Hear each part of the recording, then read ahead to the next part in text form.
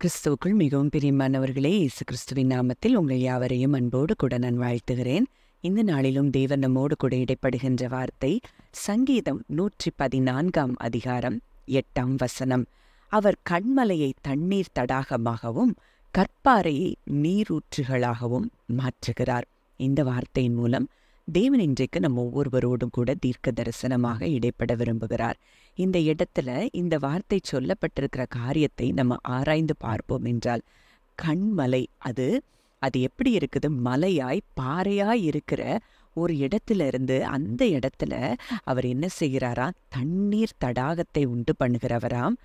கற்பாறையை கல்லாய் இருக்கிற இடத்த அவர் நீரூற்றுகளாய் மாற்றச் செய்கிற வல்லமையுள்ள ஆண்டவர் அப்படிங்கிறத நம்ம பார்க்கிறோம். அப்போ இது எதற்காக இந்த வார்த்தை சொல்லப்பட்டிருக்கிறது அப்படின்னு நம்ம பார்க்கும்போது, எண்ணாகமம் 20 அதிகாரம் 11 வசனத்துல அங்கே இஸ்ரவேல் ஜனங்கள் வனாந்திரத்துல வரும்போது அங்கே அவர்கள் தண்ணீருக்காக ஏங்கிக் கொண்டிருந்தப்போ அங்க மோசே இடத்துல ஆண்டவர் சொல்லும்போது அங்கே கண்மலையை நீ பார்த்து பேசுன்னு சொல்லும்போது அங்கே கண்மலையை மோசே தன் கோலினால் 2 தரம் அடிக்கிறார்.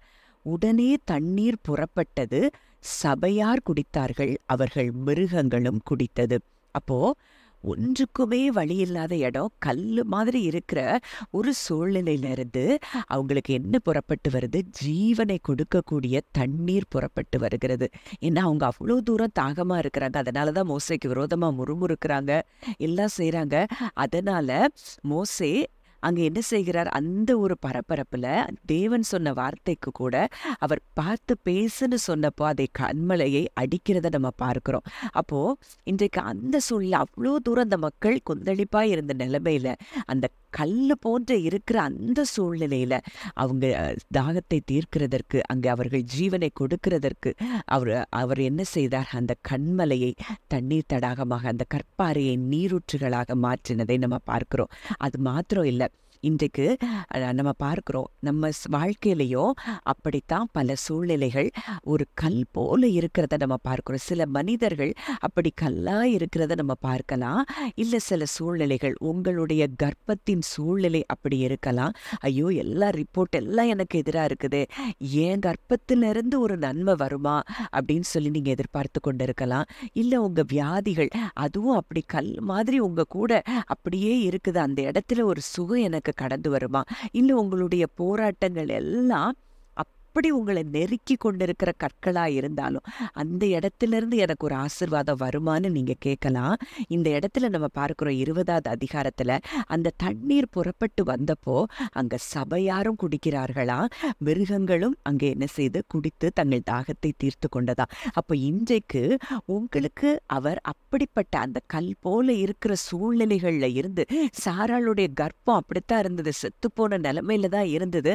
ஆனா அதற்குள்ளேயும் ஜீவனை கொடுத்து ஒரு குழந்தையை கொடுக்க தேவனால் முடியும் என்றால், இன்றைக்கு உங்க சூழ்நிலை எப்பேற்பட்ட கல் போன்ற சூழ்நிலைகளா இருந்தாலும் அந்த இடத்துல இருந்து தேவன், அந்த ஹோப்லெஸ் சிச்சுவேஷன்ல இருந்து தேவன் என்ன செய்ய போகிறார்? உங்களுக்கு ஆசீர்வாதங்களையும் நன்மைகளையும் அளவில்லாமல் வர்ஷிக்க பண்ணுகிறது மாத்திரம் அல்லாமல், அந்த நன்மைகளின் நிமித்தம் அநேகருக்கு அது ஆசீர்வாதங்களை கொண்டு வரக்கூடிய நன்மையாகத்தான் நிச்சயம் உங்களுக்கு அவர் செய்ய போகிற நன்மை இருக்கும்.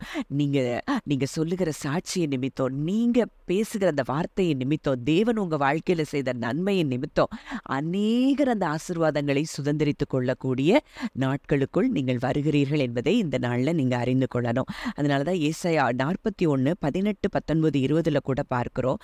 உயர்ந்த மேடுகளில் ஆறுகளையும் பள்ளத்தாக்குகளின் நடுவே ஊற்றுகளையும் திறந்து வனாந்திரத்தை தண்ணீர் தடாகமாகவும் வறண்ட பூமியை நீர்க்கேணிகளுமாக்கி வனாந்திரத்திலே கேதுரு மரங்களையும் சித்திம் மரங்களையும் மிருதுச் செடிகளையும் ஒலிவ மரங்களையும் நட்டு அவாந்திர வெளியிலே தேவதாரு விருட்சங்களையும் பாய்மர விருட்சங்களையும் புன்னை மரங்களையும் உண்டு பண்ணுவேன். கர்த்தருடைய கரம் அதை செய்தது என்றும் இஸ்ரவேலின் பரிசுத்தர் அதை படைத்தார் என்றும் யாவரும் கண்டு உணர்ந்து சிந்தித்து அறிவார்கள்.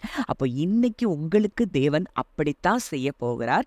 உங்களுக்கு செய்ய போகிறதை மற்ற ஜனங்கள் பார்க்கும்போது என்ன சொல்லுவாங்க? இது நிச்சயமா கர்த்தருடைய கரம் இதை செய்தது, இஸ்ரவேலின் பரிசுத்தர் அதை படைத்தார் அப்படின்னு சொல்லி மற்றவங்க உங்களுக்கு செய்ய போகிற நன்மையை உணர்ந்து சிந்தித்து அறிவார்கள். உங்களுக்கு வனாந்திரத்துல தண்ணீர் தடாகம் உண்டாகுது. ஹோப்லெஸ் சிச்சுவேஷன்ல இருந்து தான் உங்களுக்கு நன்மைகள் புறப்படுகிறது. அங்க பார்க்குறோம். அடுத்ததா சித்தி மரங்கள், மிருது செடிகள், ஒலிவ மரங்கள் இது எல்லாத்தையும் எங்க நட்டு வைக்கிறாராம்? வனாந்திரத்துல, ஒன்றுக்கும் வழி இல்லாத இடத்துல இப்படிப்பட்ட ஆசீர்வாதங்களையும் அவர் என்ன செய்கிறாரா? உண்டு பண்ணுகிறார். இப்போ இன்றைக்கு கூட என் வாழ்க்கை இதோட இந்த காரியங்கள் இது எல்லாம் இப்படித்தான் இருக்குது. இது மரித்து போன நிலைமையில இருக்கு. இது உயிர் பெறுமா? இதுல இருந்து எனக்கு நன்மை வருமா? அப்படின்னு சொல்லி காத்து கொண்டிருக்கிற எல்லா காரியங்களிலும் தேவன் நன்மைகளை உண்டு பண்ண அவர் வல்லவரா இருக்க. கொஞ்சம் யோசித்து பார்ப்போம்.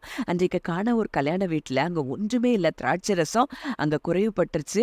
அந்த திருமண வீட்டை நடத்துறவங்களுக்கு எவ்வளவு தூரம் அவங்க ஒரு கவலைக்குள்ள இருந்திருப்பாங்க. ஐயோ, நம்ம அவமானப்பட்டு போயிருவோமோ, நம்ம வெட்கப்பட்டு போயிருவோமோ, இந்த இடத்துல நம்ம இப்படி ஒரு திராட்சை ரசத்தை நம்ம கொடுக்க முடியும் இத்தனை ஜனங்களுக்குன்னு சொல்லி எவ்வளவோ கேள்விக்குறிகளோட பயங்களோட தான் இருந்திருப்பாங்க.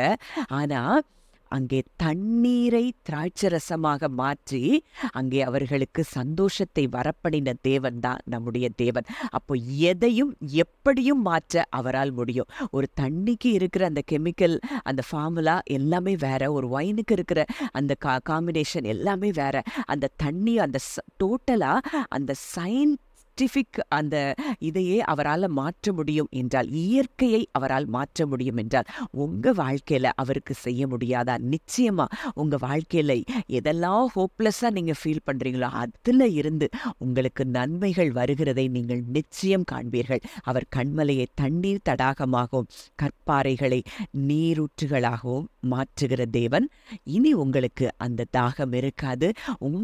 நீங்க தாகம் தீர்க்கப்பட்டது மாத்திரமல்லாமல் உங்களுக்கு செய்ய போகிற நன்மையை அநேகர் உணர்ந்து சிந்தித்து அறிந்து கொண்டு கர்த்தரே தேவன் என்பதை அறிந்து கொள்வார்கள் என்பதை இன்றைக்கு தேவன் நம்மோடு கூட இடைப்படுகிறார். ஜெபிக்கலாம். நல்ல தகப்பனே, நன்றியோடு கூட உம்மை துதிக்கிறோம், ஸ்தோத்தரிக்கிறோம். அப்பா, இந்த நாளிலும் எங்களோடு இடைப்பட்ட வார்த்தையின்படி, அப்பா, இந்த கேட்ட உம்முடைய வார்த்தையின்படி இதெல்லாம் அப்பா, இதை கேட்கிற பிள்ளைகளுடைய வாழ்க்கையில ஹோப்லெஸ் சிச்சுவேஷனா இருக்குதோ அந்த இடத்திற்குள்ள என் கர்த்தருடைய வல்லமையை நீர் அனுப்பி அந்த இடத்துல இருந்து நன்மைகளை நீர் புறப்பட செய்கிற கிருபைக்காய் நன்றி செலுத்துகிறோம். அது குடும்ப நபர்களாய் இருந்தால் அவர்கள் இருதயத்தையும் மாற்றி அதிலிருந்து ஜீவ தண்ணீரை கர்த்தர் நீர் புறப்பட செய்கிற கிருபைக்காய் நன்றி செலுத்துகிறோம். சூழ்நிலைகள் எதுவாயிருந்தாலும் அதிலிருந்து நன்மைகளை நீர் புறப்பட செய்கிறதற்காய் நன்றி செலுத்துகிறோம்.